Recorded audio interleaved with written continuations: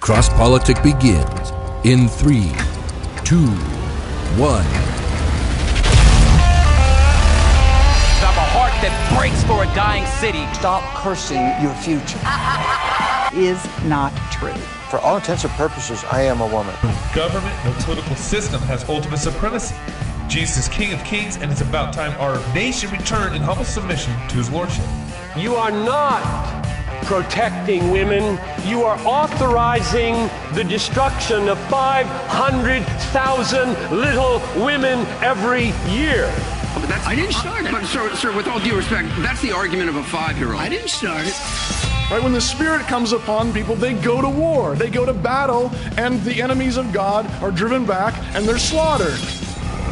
You are listening to Cross Politic with Gabe Wrench, the Water Boy, Pastor Toby Sumter, and the Chocolate Knox.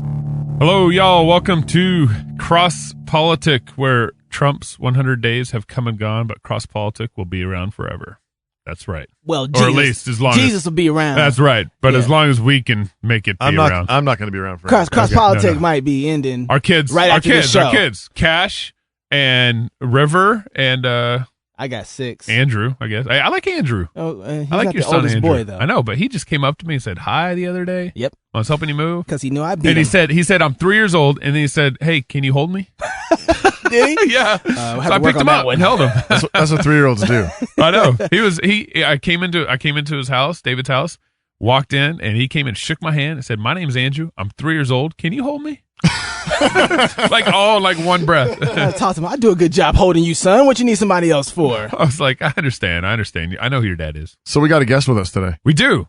He hadn't asked me to pick him up. he said, hi, my name is Mitch Stokes. Don't touch me. The good doctor. Yeah, Mitch, it's good to have you with us today. Thanks for having me. Appreciate it. Dr. Mitch Stokes is, we'll say more about him later, but he's a professor of, was it like philosophy?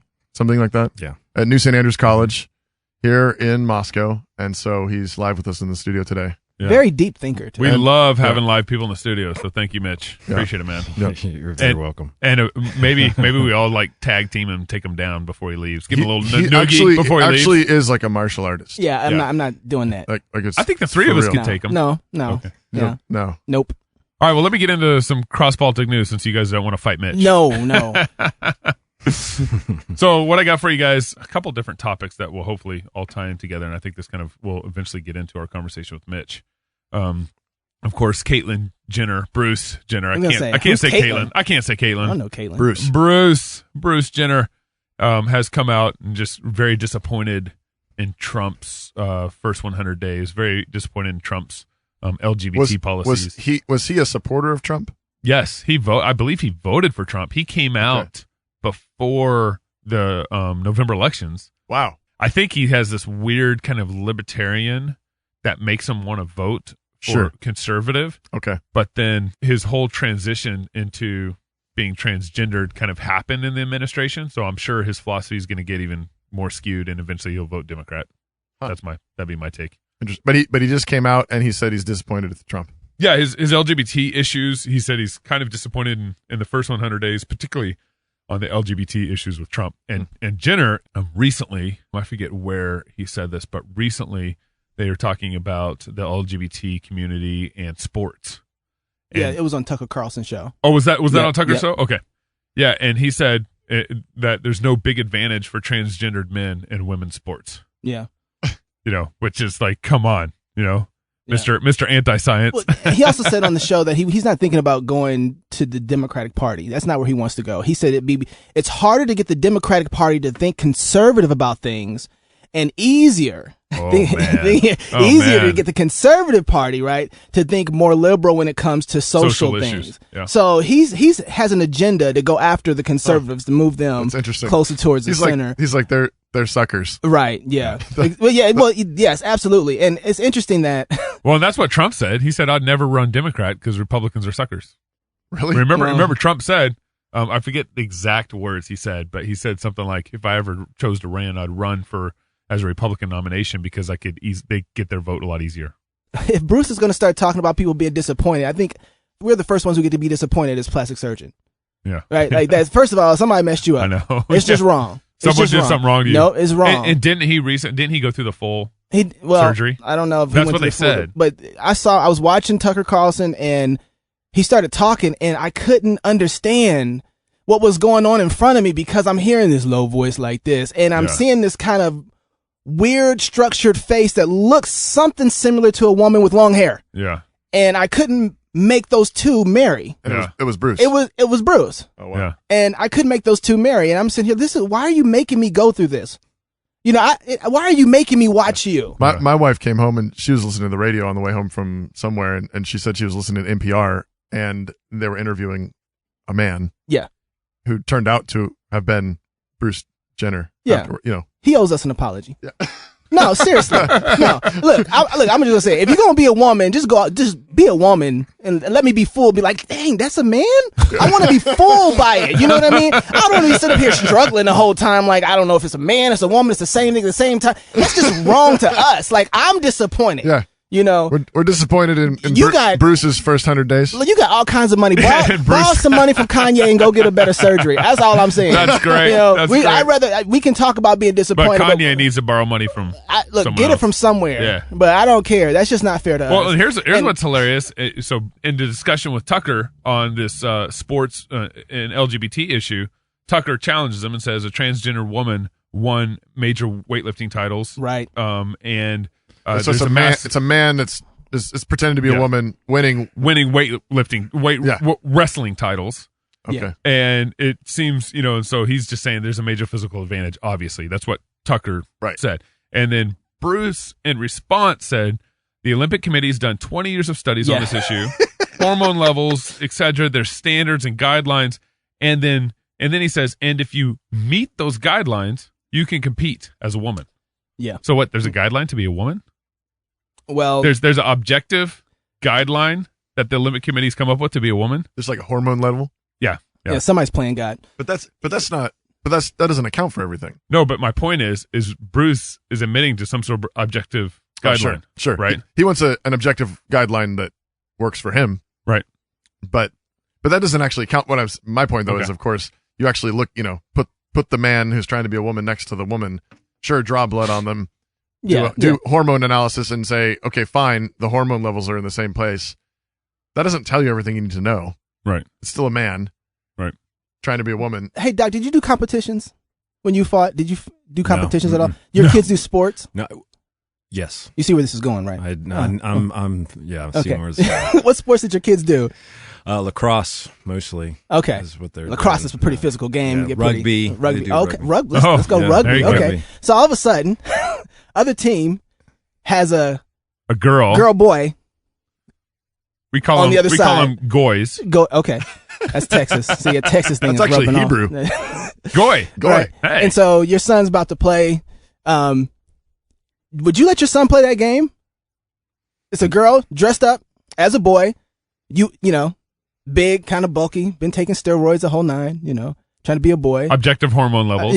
Trying to reach a standard. And would you let them say, all right, you know what? Just knock them clean on their butt. No, I couldn't do that. Yeah. Yeah. Why not? I just couldn't. Because it's still a girl. Yeah. Well, it's against. He's like, but Dad, we're going to lose a champion. This is the championship, Dad. Yes. You're trying to get the competitiveness out of it. I'm just saying, I see what you're doing. Yeah. You're a pansy, Mitch. Following. So here's what I've seen though. I've seen people say, okay, so in wrestling, my son won't wrestle a girl. When he was doing wrestling, we just don't allow him to wrestle girls, and they have girls on the team. So one of the other coaches came up to the coach and said, hey, why are you doing this? The other team is racking up all these points because you guys won't wrestle the girls, and so my good wrestlers are losing at the end of the day and not getting first place. And so where you think that you're benefiting, so the other team comes up to you and says, what the heck, man? Like, we need you guys to beat them, otherwise we don't get the points. What's up? They're getting free points to win the championship. And you say, I say I'm a philosopher. I don't know. I don't deal with practical situations. I'm just always just say, oh yeah, you got to talk to the coach about that one. Yeah, man. that's like that. Yeah. I say talk to my pastor. Oh yeah, he's right here. Actually, we brought you in here, Mitch, because I needed to talk to you. Yeah. This isn't the first time this has happened. Yeah. How come you're not respecting his choice? How come you're not respecting the parent's choice and treat them like they want to be treated? Instead, you're treating them like a lower class citizen because you won't let them play in the field that they think they should be playing in. Oh, I see it on your face. No, I'm not. You're not judging. No, Gabe, what do you think? I wouldn't let my boy play in that game. Or if let's say if it's a football game and the girl's running back and she comes running down the 50 past the 50-yard line and my son's playing safety and I say don't tackle her. Yeah, she comes. You can play the game. Yeah. Don't you put your hands on her. Just don't tackle her. Yeah. Yeah. And if one of her teammates try, then you push him out of the way. Yeah. Like you make it obvious to everybody that who's made it, who's ruined this, who's made in God's image, right? And why, and what's it all about? Is there a point too where you want to say they've ruined this? Oh, absolutely. Where you know what I mean? Where you just have to just withdraw. Yeah. Exactly. Yeah. But that's how you fight. That's how you beat them at their game. It's right. Like I'm not going to stoop low like you guys are, and I'm just not gonna tackle the running back. Yeah. And they give her the ball every time. Yeah, they give her the ball every time. And then the games they've already destroyed the game by trying to make men and women the same. Right. And so you're just acknowledging that they've destroyed the game.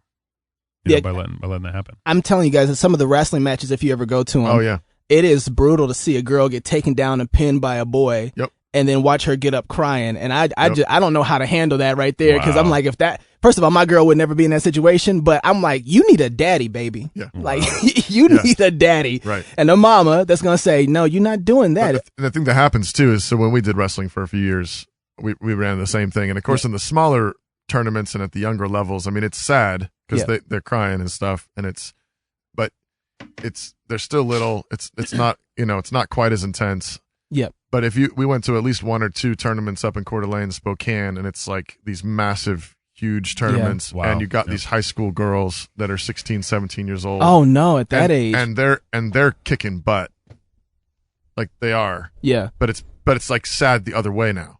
So like they're not like maybe they get beat, maybe they don't, but maybe they win. They're not crying, but now it's like hardened. Yeah. Right. They're broke. It's a masculine, like some sort of yeah. And what's the opposite of like feminism, femininity, effeminate, masculine? Yeah, I don't know. They're emasculine. Yeah, they've become. They basically have been hardened into a certain kind of masculinity that they weren't made for. Let me bring this one in to all this. So this is all connected to the transgender issue that's going on. A transgender woman is suing Idaho in federal court for refusing to change the gender listed on her birth certificate. So this gal, this man gal, now lives in Hawaii and was born in Idaho, and their birth certificate says you're a man. Okay. And in Idaho, there's 4 states that have Idaho's part of 4 states that have a policy prohibiting such law changes. Yeah, right. To your sex. To your sex, right? Idaho, Kansas, Ohio, and Tennessee. That's it? That's it. That's crazy. We're in trouble. I know. But what I find interesting about this is going to go to federal courts, right? So this man in Hawaii is suing Idaho? Yes, because federal court. He wants to be a she and wants his birth certificate to reflect that. Well, Idaho holds his birth certificate. Yeah. And Idaho won't change it, and it's actually their policy not to change sex on birth certificate. Yeah. And so this dude is suing the state of Idaho now, which means it's going to push up the federal courts. Right. And then now they're going to determine what's a man and a woman now. I hope Idaho doesn't cave. I hope they win this because I'm telling my son now, some of the things that are going on with, the surgeries and the way they're doing the sex changes. I want my son to bring me a birth certificate of the person he's talking about he wants to be engaged to. And I want to be able to know. I want a blood test. I want a chromosome test. So exactly, because from which 4 states, I need to know these 4 states. And like, if we're not in those 4 states, You could have changed this at some point. Where so were you born? I need to know, because it's gotten to that point. Maryland? But the thing that needs to happen too, though, is so this gets taken to federal court. Let's say Idaho gets ruled against. Yep. Which is a very live, real possibility. Although the current justices, I don't think would. The Supreme Court, do you think they'd? I don't know. Yeah. I don't know. But the ahead. thing that needs to happen, though, on this or any number of other related issues, is that states need to start saying, "Come get us." Yes. Absolutely. Yes. So they get ruled against on this, and Idaho needs to say, we don't care. Yeah. Come on. Come Bring get it. us. And we need to encourage a few more states to be more like Idaho. We only got 4 standing right now. Like, man, can we get at least 15, 20? Let's get half. Right. That's dangerous. Yeah. Let me play this last clip here. We probably won't have tons of things to say about it, but let's play this last clip. This is the lead pastor from Hillsong being interviewed by Oprah. Do you believe that only Christians can be in relationship with God? No, I believe that when Jesus said, I am the way, the truth, and the life, in the way I read that, Jesus said he's the road marker, he's the map. So I think God loves people so much that whether they accept or reject him, he's still gracious and he's still moving. Stop it. There you go. That's got to drive you crazy right there. That just got to drive. First of all, the voice of Oprah, that's enough, right? But then on top of it, look what he did to scripture. Come on. I just go with what my pastor said. I'm all about authority, church authority. Can we go back to having ecumenical councils now?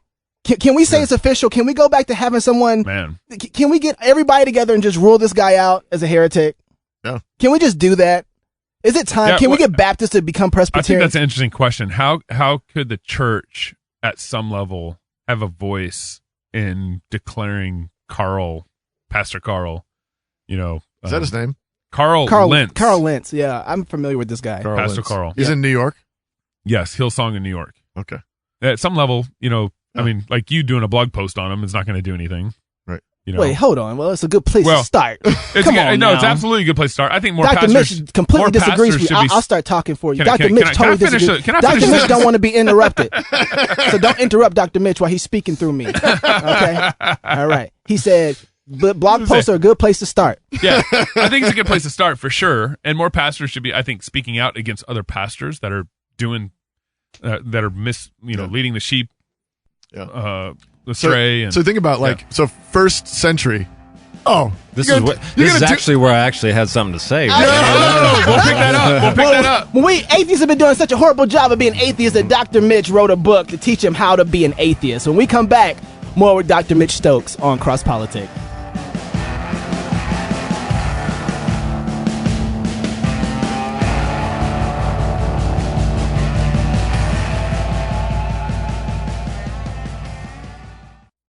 For 21 years and counting, New St. Andrews College has sought to obey Christ's Great Commission to disciple nations and build him a house, not just in Jerusalem, but throughout the world. Not with stones and mortar, but with living stones. We build and fight. This is the task of a Christian liberal arts college, to equip students with the tools to build and fight. And this is our joyful task as we seek to graduate leaders who shape culture through wise and victorious living. To learn more, check us out online at nsa.edu/explore.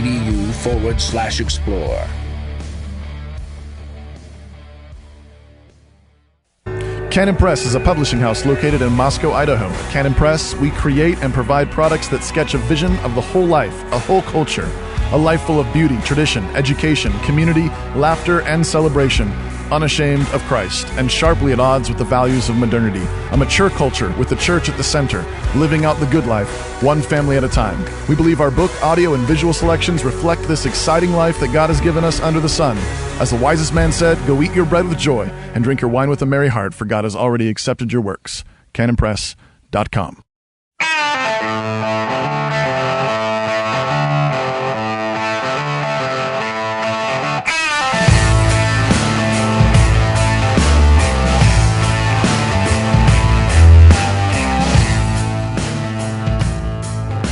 Welcome back to Cross Politic. This segment is brought to you by Maker's Mark.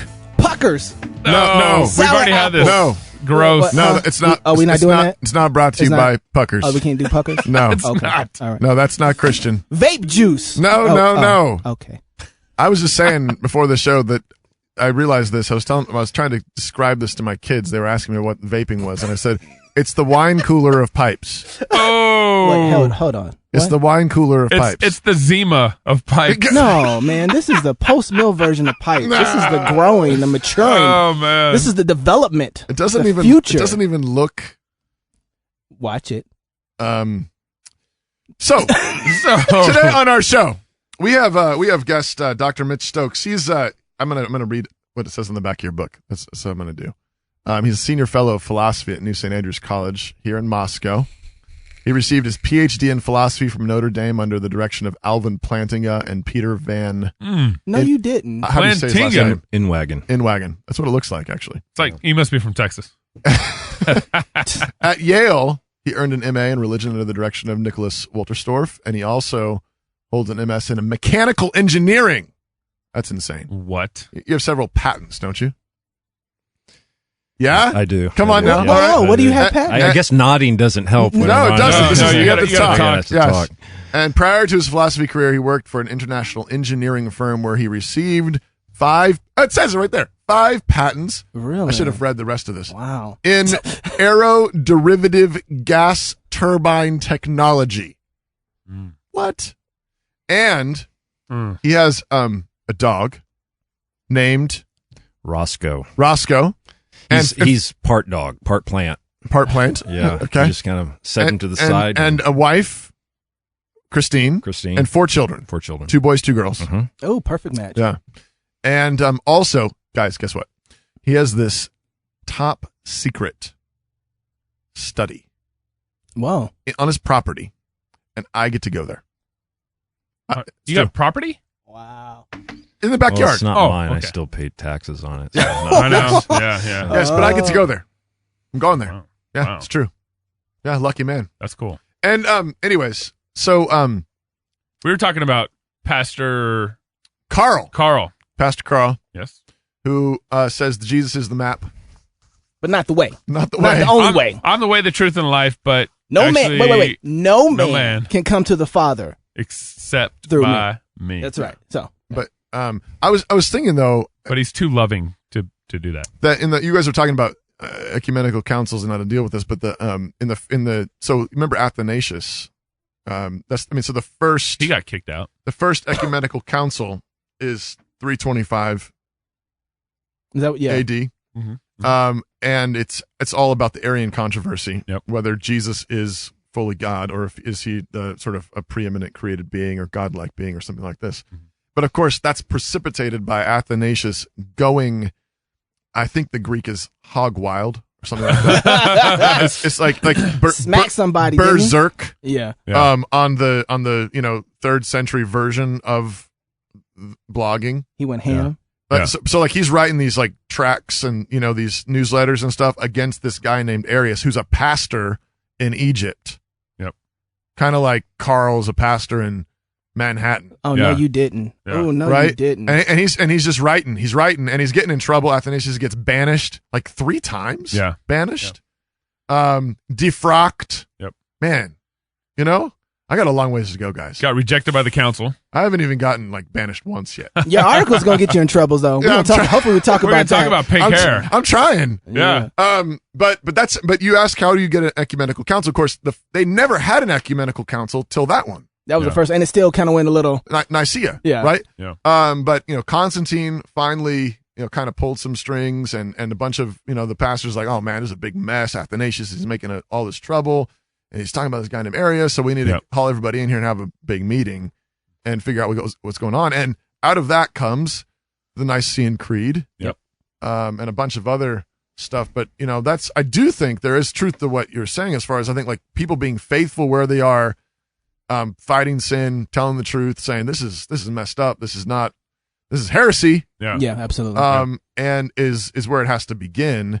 Right. And sometimes that will mean that it works its way up into kind of a mess in certain ways. Yeah. But people got to be willing to weather that for the sake of the truth, for the sake of the gospel. But yeah, this guy's that whole conversation got Dr. Stokes all worked up. And right when we were about to end, you said you wanted to drop in a little dime on the conversation. No, it was actually just when you were bringing up councils and authority and all of that. That's one of the things that I'm interested in is figuring out. I think when it comes to the Reformation, this being the 500th anniversary of the Reformation, this is something that we kind of need to revisit as Protestants, is to figure out how to, because that's the big criticism is once you have this priesthood of all believers and everything has been kind of, it seems like it's flattened. How do you handle multiple or pluralism of interpretations? And so you have to start. So I think that's something that, and we've seen this, we see people going to Rome or going to Greek Orthodoxy because of, in part because of this need for authority and this concern about being able to adjudicate between two competing interpretations. It's like, well, who knows? I mean, what? And so I think this is something that we need to revisit. This is a good time to revisit and kind of shore up our beliefs about and our views about how you stay out of the other ditch. Yep. Where it's just a democracy or the Anabaptist ditch is what we're talking about, basically. As and I think some of it has to do. It comes down, and this is where I think the philosophical issue comes in, which no one else but me is interested in. It's let's say you disagree. You have these rules of theology. So Rome has one set of rules. Protestants have another set. Let's say we have a uniform set. Let's say we disagree over that set of rules, and we want to talk to one another, and we say, well, what are the rules of theology? Well, how do you adjudicate between those? It's like trying to play a game of baseball and you don't agree on the two different teams. Somebody brings a football, somebody brings a hockey puck. One team, not even that. And one team thinks, you get 10 strikes, and another team says, only one out. And Right. Yeah. So it's just that's what I think we have some work to do to shore that up. Yeah. Before we can sit down at the same table and try to hash some of these things out. I don't know. I don't know if we want to say before we talk to them. I don't think that's necessarily true, but I do think that it's just something that I think there's an answer out there. I'm not sure exactly what that is, but there's got to be. How do you think that plays in with? I mean, just using the Athanasius example again, where you have there's no rules of discourse really in place yet, other than like the New Testament writings, and yet he's obviously going after stuff pretty intensely, and out of that comes some additional rules of conduct, the creed and the other canons that come out of that council. So on the one hand saying there should be agreed upon rules of discourse and so on, and on the other hand, in the absence of them, you can't sit around and wait for them. Because here we are. Here we are, right? You can't and people are living and dying. Exactly. And truth matters, and the gospel matters, and who Jesus is matters. Right. And I think a lot of times, well, certainly what we would say is that, you have the Spirit guiding the church through a lot of these issues. But I do think that sometimes I think one of the lessons of at least knowing where the disagreement lies, and knowing that, oh, hey, we're disagreeing over rules of theology, and then that will allow us to disagree more effectively and move the ball, I think, further down the field. And sometimes, let's say you have within a camp plurality of interpretations, there's still that notion of, even the rules of hermeneutics, the rules of interpretation of how you interpret Scripture are going to be, grammatical, historical, or some other thing. And let's say we disagree over that. Sometimes people will they'll disagree at the particulars without realizing that they disagree at more fundamental levels. Yep. And so sometimes it's just helpful to know where the disagreement lies, so that you can at least keep that in mind. You're not just butting heads. This happens a lot of times with like the baptism issue, for example, like where you're talking to somebody about baptism, and they're like, well, there's no verses in the New Testament that say baptize babies. Right. Yeah. And you're like, right, but the whole old covenant and the promises. And so there's I never say right. No. I never give them that. You never say you're right. I never say they're right. Never. I do want to say, though, it seems like there are some pushes amongst the Reformed Baptists to try and have this council or group or kind of coming together in one way. I think you see it in Together for the Gospel. They're trying to rally around what they can agree on in the concept of what the gospel teaches, right? And then you have the Gospel Coalition, which is kind of doing the same thing. Similar kind of thing. But what you don't have from that is we speak then as one voice, right? So you have, we agree with about the gospel so that we can have fellowship with each other, but then they would never rule on anything that has some meat. You know what I mean? At least where the stakes are very high. Yeah, exactly. Yeah. And part of that is too is that you start looking at who do they have in that crowd, right? Well, would they rule? I mean, would they rule on anything? I mean, really, I don't know if they even have an organization. I don't know anything about the Reformed they've made Baptists. statements about things. Yeah, they've so come about racism, stuff like that. So the Gospel Coalition they've made a statement as the Gospel Coalition, or do they just say, "Hey, let's get this guy to come in"? I'm not that familiar with how they with that sort of thing. I know I've written for them. They don't. All I do is I just come in and express my views and leave. I think that's mostly what they do. Yeah. Mostly there's sort of this umbrella, and then they say within this umbrella there's kind of, some diversity of views, and we try to get people to speak to that. But I do think, have they done some statements? They've done some statements before. I can't remember. I've seen 3 for sure from them in the past. Did they do one on racism? I can't remember if they did or not. I think they did. But I do remember that at the end of the statement, which was interesting, it was I think it was mostly kind of a Keller position that spoke to the whole general, right? So but that was representing Gospel Coalition in the text. I remember that much about it. I just can't remember exactly what the topic was, but I've seen them come out. I know, especially on gospel issues, but I can't find an issue that we're talking about that's not necessarily a gospel issue for the most part. Absolutely. Especially when you're talking about someone who is, and I want to get to your book in just a second, Dr. Stokes, but someone who is denying the flat out work of Christ and being the only way of justification. That's a gospel issue. Yeah. Taking John 14:6 and saying it's not what it says it is. Yeah. I'm the way, the truth, and the life. No, it's not. Yeah. Yeah. But it sounded like you said right before your preface to that was you don't see. Say that again. You don't see that there's any issue that's not a gospel issue. Yeah. Every issue that I would look at, I'm gonna say at some point that's a gospel issue. So like baptism. Yeah, that's a gospel. Absolutely. Gotcha. Oh, absolutely. Because at one point with baptism, they're either denying my child salvation, right? One who is under the covenant, who believes, or they're not. So when you say it has some sort of implication on how we understand the gospel, because sometimes what people think of when you say a gospel issue, that's where we need to divide. Right. They say, look, that's not the gospel. Right, therefore you're out. Well, that's what happens with people who baptize and give communion to babies. That's a gospel issue, therefore you're out. Paedo communion in Reformed circles is you're out. You're out. You're not a part of us, right? And so I can say that from being a part of the Reformed Baptist circle and say, those guys over there, they're... Well, see, again, it seems different from saying it's a denominational issue and this is what we think is right and we want to be able to worship our own way and have our own, versus I guess when I hear it's a gospel issue that anything outside of it is denying the gospel as in it's heretical. Yeah. You don't mean that strong. Well, they would draw a line. I have to remember how they do this. So in the same way that how they look at old earth, if you're a Christian who sees the world as being older, an old earth position, they directly connect it back to a justification issue. Right. Who's they in that sentence? Old Earthers. New Earthers do. A lot of New Earther Reformed Baptists I've absolutely made that connection before.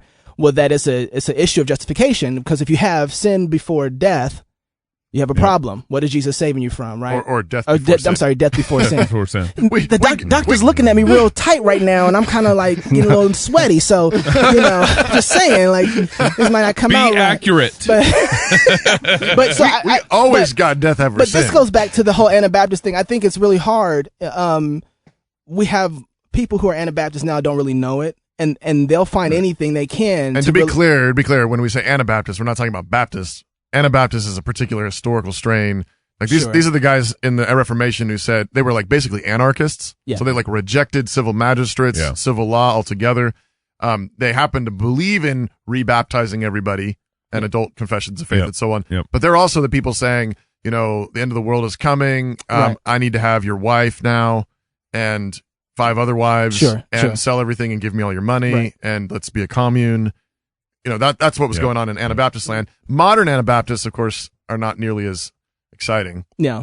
They're the you know, like the Mennonites. And they'll split. Well, and even our Reformed Baptist brother, they'll split with you in a second, right? They find anything that they disagree with you on, right? But they're not like capital A Anabaptists, like anarchists rejecting civil authority and so on. But that's an extreme version of kind of the priesthood of all believers. It's a caricature because the real teacher, you know, Luther and Calvin, Butzer and other reformers who taught the priesthood of all believers actually believed in the legitimacy of civil law, right? Big time, actually. So I would go back to say that yes, I would think they would make that connection right back to the gospel. Okay. Well, I was wondering if you did. That was what. No, I don't. Okay, no, I don't. yeah. No. No, I actually believe I can have an ecumenical relationship with people, and I can still consider them Christians, and they can be wrong about something. Right. I think we need more of that. Yeah, I haven't always been like that. Right? If you disagreed on this issue, you missed it. You're old earther. You're done. You're toast. Yeah, you're right. done, buddy. I'm gonna trace this back to how you don't even believe in Jesus by the time I'm done with you. You can't even spell Jesus. You don't even know how to spell it. You're gonna be worshiping Satan by the time I'm done with you. You know? Like, I mean, that's how it. You know, especially being there, we draw it so tight, and it's good to have those distinctions.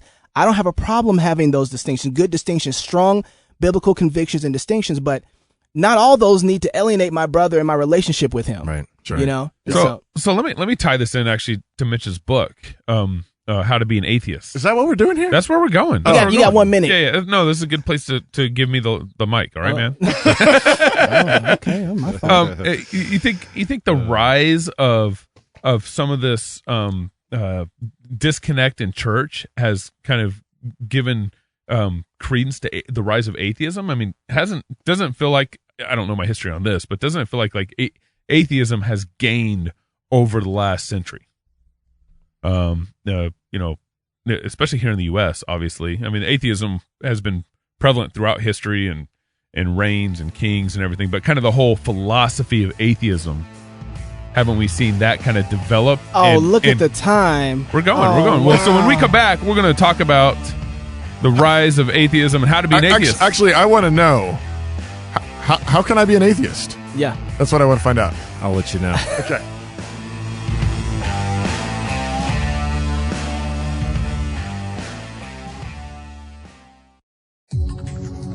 This is Cy Timbergen with Answer Anyone Apologetics. Professed unbelievers like to stump Christians with the question, can God make a rock so big that he can't lift it? Well, no. No, he can't. There are things that God cannot do. He cannot lie. He cannot change. And he can't contradict himself, to name but a few. Of course, then the professed unbeliever will say, if God can't do those things, then he isn't all-powerful. What they refuse to realize is that those things are not powers. They are weaknesses. To make a rock so big that it can't be lifted would be a logical contradiction. That would be a weakness, not a power, and is therefore something that God cannot do. Of course, they'll likely insist that in order to be omnipotent, God must be able to do the logically impossible. Then I say, okay, fine. A God who can do the logically impossible can in fact make a rock so big that he can't lift it. To which they say, aha! Then there's something that your God can't do. He can't lift that rock. And I answer, no. A God who can do the logically impossible can lift a rock he can't lift. And the absurdity of their demand is exposed. When we defend our faith, stick to the true nature and character of God, and you can answer anyone. For more apologetic answers, visit answeranyone.com.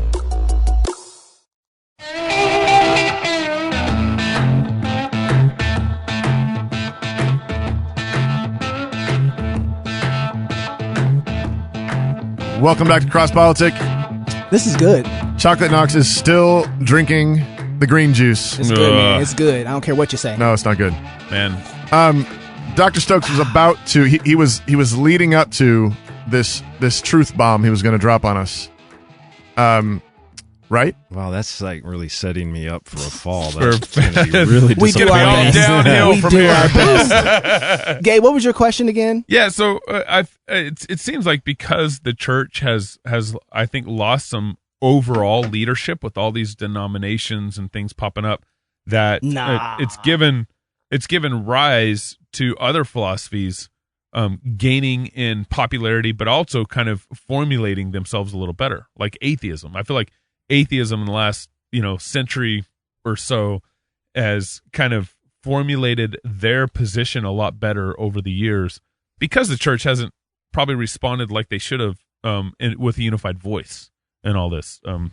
Yeah, that's good. I'm not sure so much about that. I mean, I think that's certainly part of it, and it's certainly one of the arguments against the truth of Christianity. And it's like, come on, that's just your interpretation. You can use the Bible to say anything. So, and so I do think that there's this. I think there's a contributor there to that. It'd be interesting to see the failure of the church to speak with a unified authoritative voice. Going back to the authority thing, maybe a little bit. So who's to say? Yeah. So there's no God. And I think part of that is not just the authority. It's they think that the lack of authority also means, and the lack of consensus means that there's a lack of truth. So it undermines all kinds of stuff. So I think a lot. Yeah. Anyways, I think over the last probably 150 years or so, the big problem. I mean, you could probably even push it back, but I think the biggest motivator for unbelief is science. I mean, how about this? Obviously, sin's a big motivator for unbelief, but in terms of some of the arguments garnered for atheism, science has been, and which is why I start out with in this book the how to be an atheist. As far as the title's concerned, it's basically my inner atheism being able to speak, my inner atheists, because I just have a skeptical nature, and I've always wondered why atheists aren't as skeptical. Yeah, I mean, like, just come on, man. If I were an atheist, even You'd as a be skeptical Christian, about everything. Even as a Christian, I'm skeptical about things that I ought not to be skeptical about, and things that I ought. So I'm just wondering why Christ there isn't. Thank you. Oh man, I need all that I can get, baby. Well, and you're like, the first chapter in your book, you really hammer on that. Yeah. Like we're all skeptics, in some sense, and we're all and in some sense, it's good. There's good skepticism, and then there's unbelieving skepticism. Right. Like, you always get in the discussion with your unbelieving friend, and he keeps asking the question, well, why? Or how do you know? And that comes up. He says, how do you know? And I'm like, those are good questions as long as you really want an answer. Right. Oftentimes skepticism gets thrown up there because they don't want an answer. They just want to be a skeptic and push away. Yeah, and I think a lot of times that, and I don't think, like you said, I mean, I think this is great where if you're talking with someone and it's this relational, you're one-on-one and you're saying, hey, yeah, that's a good question. I think we need to be able to acknowledge that. If we just go, we're always just kind of laughing at them, say, come on, man, that you just don't want to believe that, because you just want to be able to do what you want to do. Yeah. And I do think, I mean, not that there's never a place for that, because after knowing a person for a while, you are going to realize, you're not looking for an answer, are you? Right. The Psalm says, the fool says in his heart, there's no God. Right. So we know what's going on. So, I mean, the guy who says there is no God really is a fool. And those beatings for the backs of them fools, right? So, well, and this is the thing. Loosely translated, spoken like a true black man. Loosely translated, of course. And I think that's an important point, because I think that everyone has some fool in their own heart. Watch it now. Yeah. Oh, watch it now. Turn it on. So Mitch, I'm taking it that you would not like most of the presuppositional apologetic response in discussion. I don't know. It depends. You hate presup. No, I'm just kidding. No, you didn't. Don't hurt. Some of my best friends are priests. But you also know karate. Why are you looking at me like that? Because you're a great friend of mine. You were finishing something. Yeah, you interrupted it. I took him away from his thought. Probably. I'm easily distracted. Easily distracted. I think that the fool says in his heart. And we're all fools. And a lot of times in the apologetics that I do, oftentimes have some of the questions that I'm answering have been generated by me, not just by other people. Yeah. So I oftentimes if I'm teaching or if I'm writing or something like that, it's many times if not always, to some degree, to myself. And I think that being able to understand where they're coming from, and I think being able to hopefully communicate that, particularly when it comes to just, we've done this with friends one-on-one, or people, and I think being able to communicate that is so important. Yeah, because then one time I thought it would be a good idea to call Mitch in to help me with a friend of mine that I met at the university, and it was hilarious. Oh, it was hilarious. I mean, there was an online thing, and it kind of blew up, and then we went out and got beers, and it was a lot better. But it was hilarious. Yeah, and it was, and that was a turning point.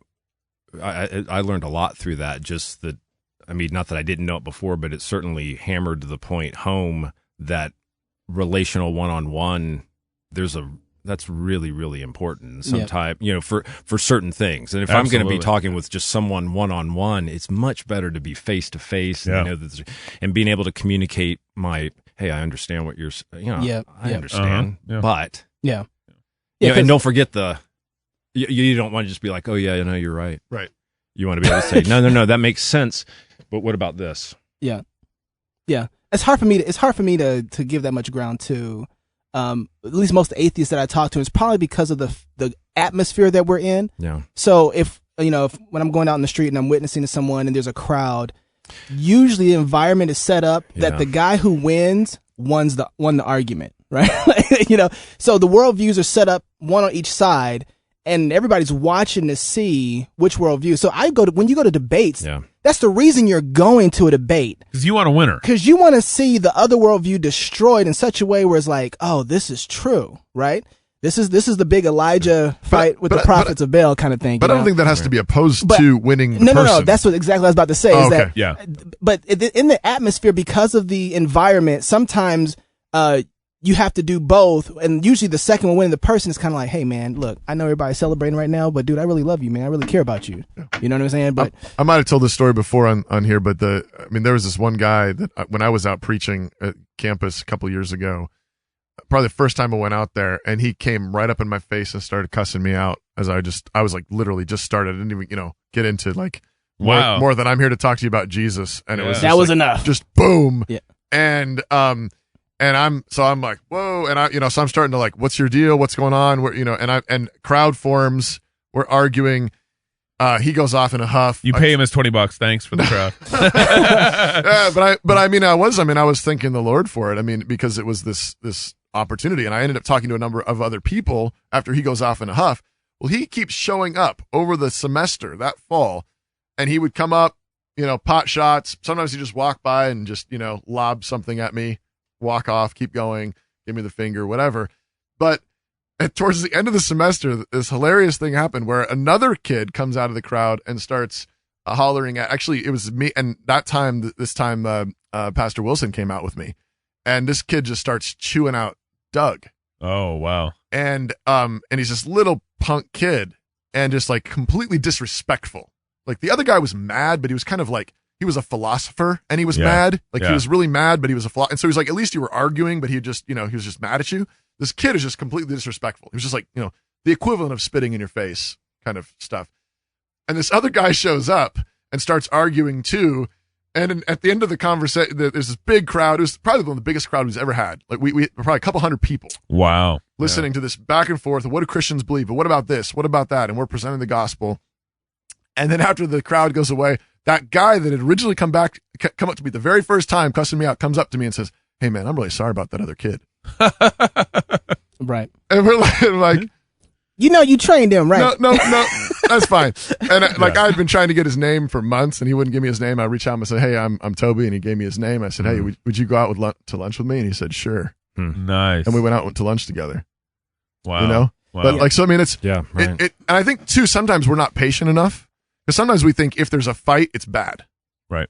But I honestly think that depends on who you are. If it's a fight, you, it's good. Except for you, Chuck. But I think there's this sense of like, I know there's people that are belligerent and they just want to fight to fight, and I that's that. Maybe these really really tight shoed Reformed Baptist people you're talking about or whatever. I don't know, but like I think you get into a more reformed orbit and maybe you kind of, I don't know, mellow out a little bit and you're like, but we can get along, we can have disagreements and so on. And I think every collision then after that or friction can feel like, oh no, I'm going back to that world. I'm going back to that belligerent world rather than recognizing, no, this is just truth colliding with other things. And you can keep loving people even in the midst of the conflict, even in the midst of the disagreement. And like in this extreme situation where, I was getting cussed out. And and 3 months, you wouldn't have taken a snapshot of that and said 3 months later they'll be having lunch together, and he'll be defending you against another cusser. Right. And he didn't convert. He didn't. As far as I know, he's still an atheist. Yeah. But we had lunch together. We got coffee at Bootzer's a couple times. We were cordial. I've seen him around town since and waved.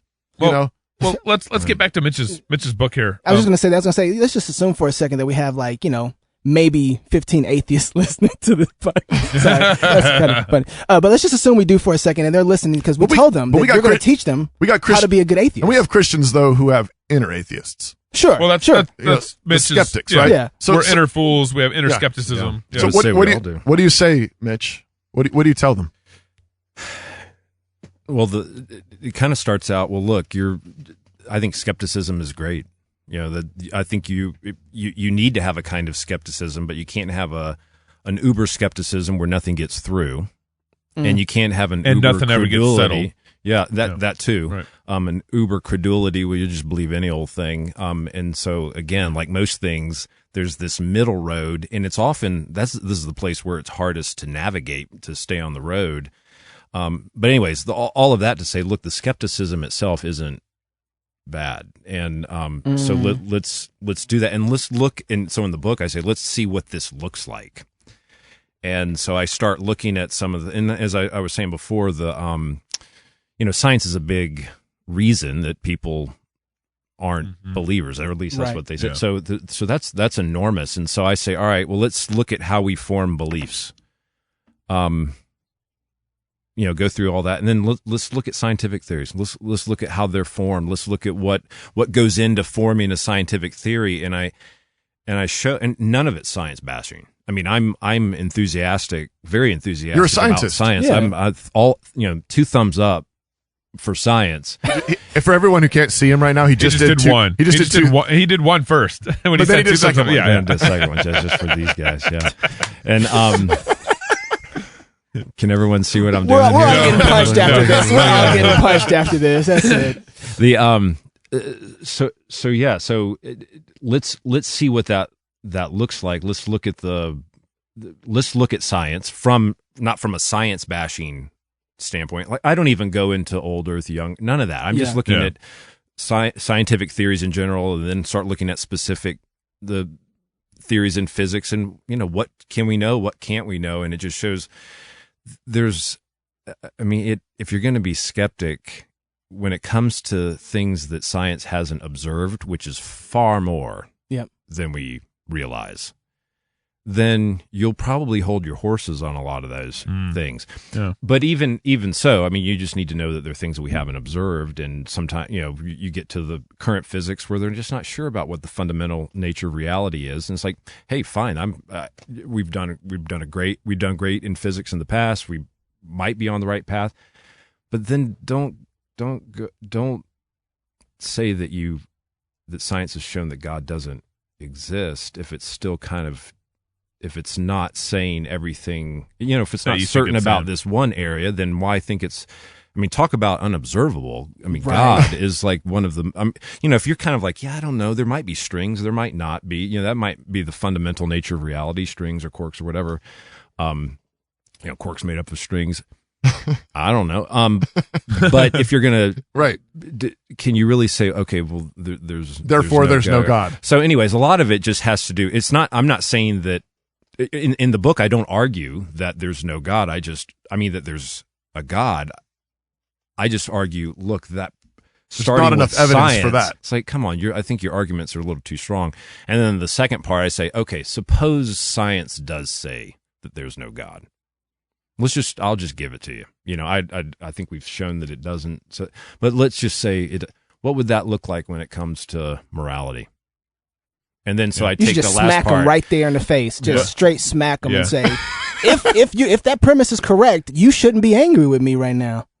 Right, because there's nothing been done wrong to you. At that point. And that's there's a sense in which you can't say that that's wrong. I mean, you can be angry. Anger is just a feeling. Like, hey, totally. But there's why would you be angry? Well, just because it's a feeling. Because you're fizzing. Yeah, I mean, it's just you're fizzing. Yeah, right. It's a chemical fizzing differently. response. Yeah, it's a chemical. Okay, response. but not upset. I don't know. I think that's a chemical response too. Right. A lot of times. So then nothing really happened. Well. Here's and this is the thing. If you really are going to take, in the arguments, a little more complex than this, but you really just can't get value out of immaterial stuff. An ethical value, like this is right, this is wrong, this is good, this is bad. Right. Those are values. Right. Yeah. You can't get that and so you out can't, of pure materialism. Right. Right. And in fact, and I go further and I say that there is no objective, get this, there is no objective right or wrong. It's all subjective. You need a valuer in order to have value. Right. And if there's no God, then the only value is human valuers, maybe some animals, depending on how advanced they are. But if there's a God, there's a human independent valuer.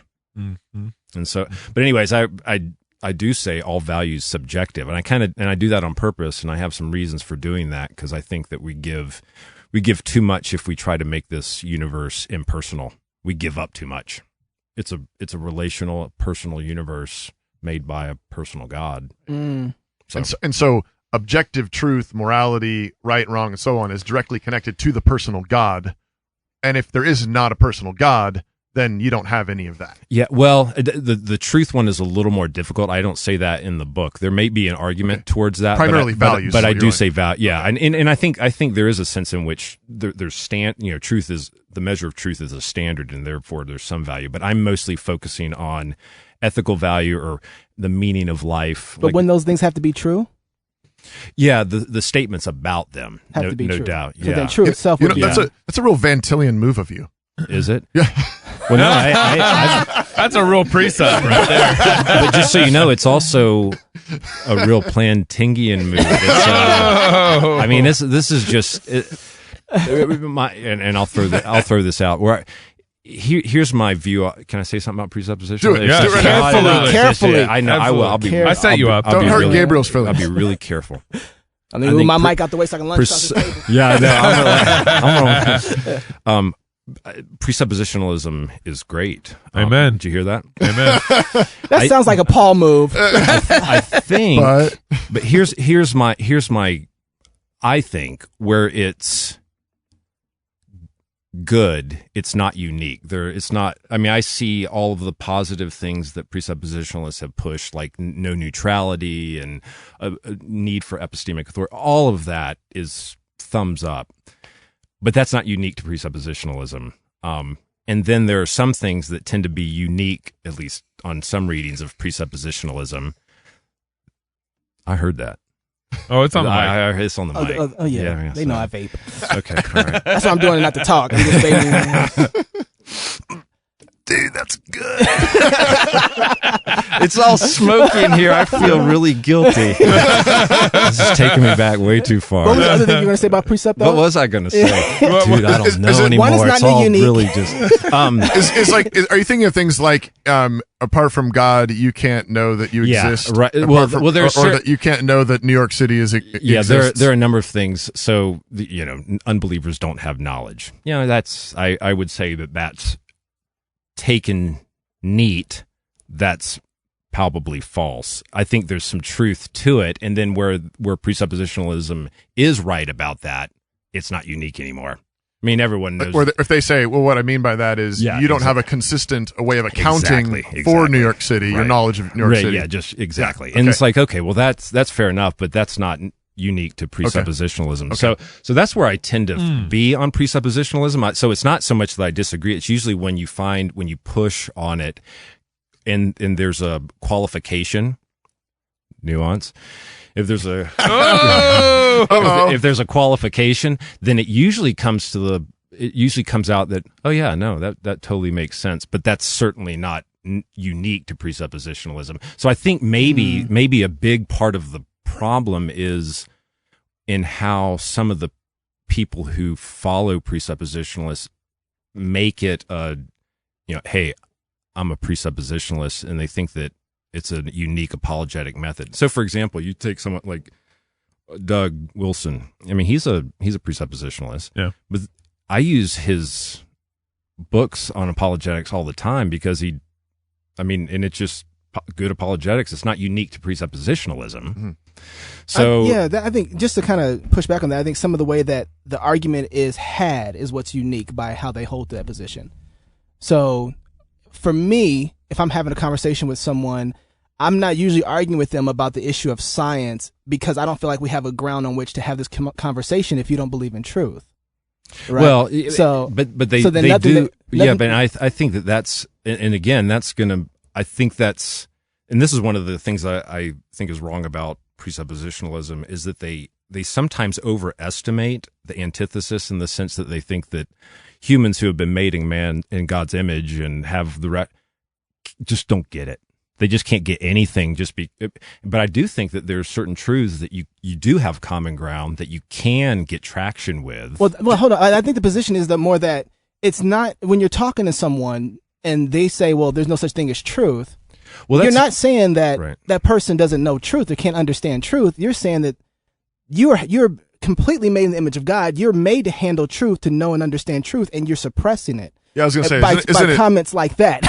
Isn't Romans 1, kind of the go-to verse, for a lot of presuppositionalists is that, what can be known about God is known, but they're suppressing the truth in unrighteousness. Right. But arguing, so the person says there's no truth. Well, there are all kinds, that's been argued against. How do you deal with something like that?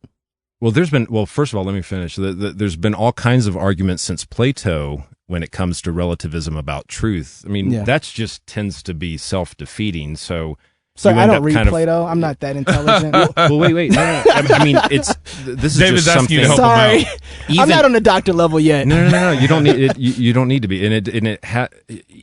Today when someone says there's no truth, oftentimes they're not going to say it flat-footedly like that. Well, that's going to be now. And if they do say, "Well, is that true?" That's just the standard view, and so it's not necessarily unique to presuppositionalism to argue for absolute truth either.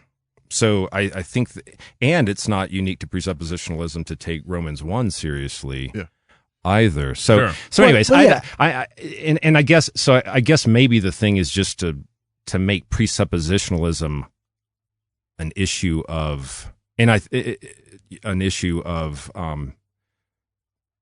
important disagreement. It can be an issue of disagreement, but it's probably not as important as a lot of presuppositionalists make it out to be. Right. Yeah, I can see some of them make it more than it needs to be. I just find it that the argumentation of presuppositionalism, I see a lot of the people who are not presuppers use presuppositional apologetics because that's just there's no such thing as truth. You want me to believe that? Or that just might mean that there's presuppositionalism isn't unique. Do you think you're just calling any good argument presuppositionalism? Yeah. What about this? Certainly, because presupposition, no one's going to deny that we need presuppositions. No one's going to deny that background beliefs. But then they don't argue according to those. Well, I think many people do. Well, you just said that you in your book that you didn't argue for God. Right. So then you weren't arguing for the presupposition of an existence of God then. Right. Not then I wasn't. There are different contexts in which I'm going to argue different. I would say, why would you do that though? Do what? Argue for a non-God or no God. No, I wasn't arguing for no. Oh, you said God. You weren't using. No, I said my argument was such that I didn't take it any further to argue. Okay, because science, I didn't make this argument because science is uncertain about certain things or about some things, that there's a God. Right. So that's the argument. But some Christians will say that they'll make the argument where, look, science can't tell us the truth, and then they'll go on to say that therefore there's God, or I just don't go there. But why not make the argument that you can't do science without God? Well, I think you can. That's just not what I do in the book. You can. There's only so much time in a day. Why didn't you write all of the books we wanted you to write? Yeah, exactly. We wanted you to write the book we wanted you to write. I know. I keep asking myself. Where do we get your book at? Is it Amazon? Amazon.com. Yeah, that's How to Be an Atheist? How to Be an Atheist. Why many skeptics aren't skeptical enough. By Dr. Mitch Stokes. Yeah. And we're going to keep fighting after this. But thanks for being on the show. Yeah, Thanks for having me. Appreciate it. Until next week, love God with all your heart, soul, mind, and strength. Love your neighbor as yourself. Go fight, laugh, be a presuppositionalist, and feast.